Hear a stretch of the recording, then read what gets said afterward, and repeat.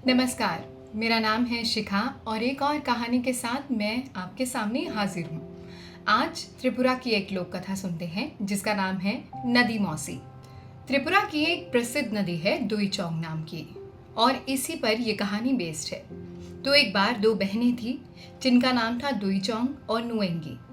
नुएंगी छोटी बहन थी, दुईचौंग बड़ी बहन थी। दोनों एक दिन कहीं जा रहे थे। दोनों पहाड़ी के रास्ते से जा रहे थे और दोनों ने एक दूसरे के हाथ पे हाथ डाला हुआ था। चलते चलते नुएंगी ने बड़ी बहन से कहा कि दीदी मुझे बहुत जोर से प्यास लगी है, मुझे पानी चाहिए। जिसे सुनकर दुईचौंग ने कहा कि अभी थोड़ी देर रुक जाओ, अभी हम बस गांव पहुंचने ही वाले हैं। रास्ते में क्योंकि कहीं भी पानी नहीं था, सभी झरने नाले तालाब सूख चुके थे, तो यहाँ पर पानी की कोई पॉसिबिलिटी ना होने के कारण दुईचौंग ने नुएंगी को समझाया कि तुम थोड़ी देर वेट कर लो, हम गांव पहुंचकर ही तुम्हें पानी प्रोवाइड करवा देंगे। दुईचौंग ने नुएंगी को खूब समझाया लेकिन नुएंगी मानने को तैयार नहीं थी। नुएंगी ने कहा दीदी अगर मुझे अभी पानी नहीं मिला तो मैं मर जाऊंगी, इसीलिए मुझे अभी पानी चाहिए। तो हार कर दुईचौंग ने उससे पूछा कि क्या तुम थोड़ी देर भी इंतज़ार नहीं कर सकती? तो नुएंगी ने कहा नहीं दीदी, मुझसे और वेट नहीं होगा और इंतज़ार नहीं होगा, मुझे अभी के अभी पानी चाहिए। तो दुईचौंग के पास और कोई रास्ता नहीं था। वो अपने घुटनों के बल नीचे ज़मीन पर बैठी और ईश्वर से प्रार्थना करने लगी। तभी वो देखती है कि उसके शरीर से एक नदी फूट पड़ी है और वो नदी में तब्दील हो गई और वो नदी बन गई। उस नदी को देखकर नोएंगी खुशी से नाच उठी और उसने जी भरकर मन भरकर अपना पानी पिया, प्यास बुझाई। वो नदी बहते बहते कुछ ही दूर एक राजमहल के पास से गुजर रही एक और नदी में जा मिली और उस नदी को देखकर वहां का जो राजा था वो हैरान हो गया कि ये नई नदी कहाँ से फूट पड़ी। इस एरिया में तो एक ही नदी है और उसमें एक और नदी मिल रही है। तो उसने अपने घुड़सवारों को आदेश दिया कि तुम जाकर पता करो कि ये नई नदी कहाँ से आ रही है। अब घुड़सवार अपने घोड़े लेकर सरपट दौड़े उसी दिशा में जहां पर दुईचौंग नदी बह रही थी। तो वो नदी के पास पहुंचे तो उन्होंने देखा कि एक लड़की नुएंगी वहां पर बैठी है। तो उन्होंने उसे उसका नाम पूछा तो नुएंगी ने कहा कि मेरा नाम नुएंगी है और मैं अपनी बड़ी बहन का इंतजार कर रही हूँ दुईचौंग। तो घुड़सवारों ने पूछा कि ये नदी कहाँ से आई? तो नुएंगी ने बताया कि मेरी बहन ही नदी बन गई है और वो अपने वापस अपने रूप में आएगी तो मैं उसके साथ चली जाऊंगी।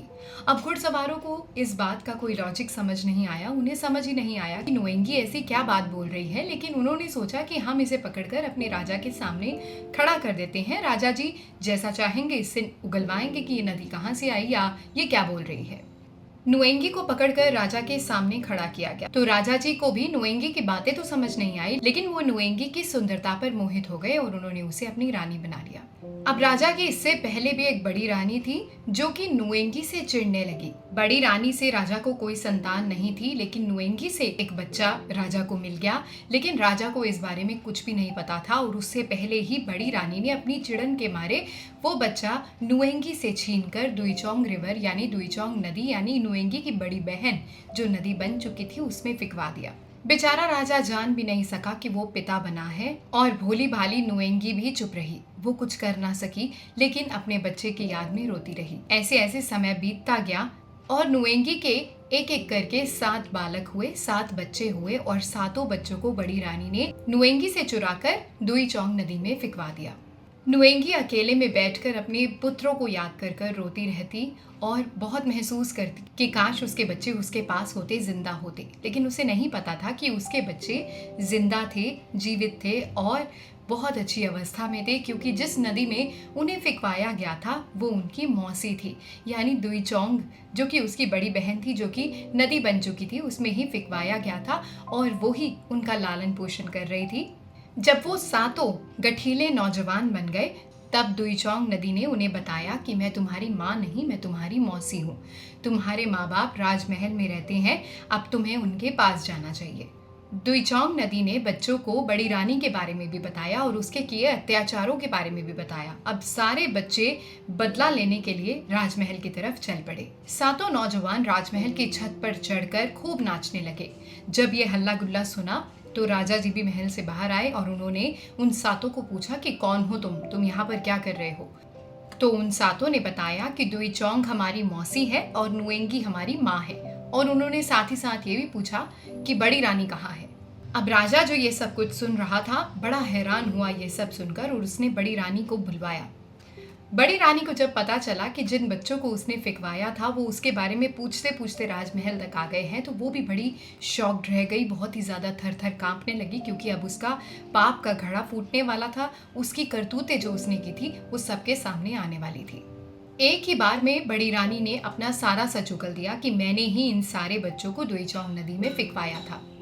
अब नुएंगी अपने बिछड़े बच्चों से मिलकर बहुत खुश हुई, लेकिन वो बहुत ज़ोर से रोने लगी और अपने सारे बच्चों को अपनी छाती से लगाकर बहुत ही भावुक हो गई, बहुत ही प्यार करने लगी। राजा भी अपने बच्चों को पाकर बड़ा खुश हुआ।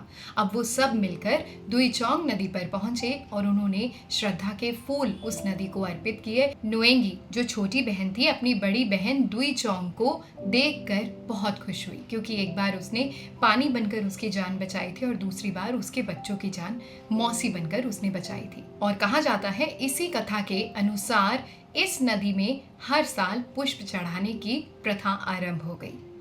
तो आप बताइए आपको ये कहानी कैसी लगी। अगर अच्छी लगी तो प्लीज़ कमेंट्स करके ज़रूर बताइए, और चैनल पर न्यू हैं तो सब्सक्राइब का बटन ज़रूर दबाइए। वीडियो को शेयर करना मत भूलिए अपने आसपास, अपने सगे संबंधियों, अपने दोस्तों, अपने मित्रों, अपने परिवारजनों में। और अगर आपके कोई सजेशंस है प्लीज़ आप हमें सजेशंस दे सकते हैं, हमारा कमेंट बॉक्स आपके लिए खुला है। कोई सुझाव है वो भी दीजिए, आपके सुझाव का हमें इंतज़ार रहेगा। कोई भी सुधार की आवश्यकता है, किसी चीज़ जो आपको पसंद नहीं आ रही है, आप हमें ज़रूर बताइए। इसी के साथ आज की कहानी यहीं तक। ज़रूर दोबारा नई कहानी के साथ मुलाकात होगी, इस बार जल्दी मिलेंगे। तब तक के लिए thank you so much for watching. Bye bye.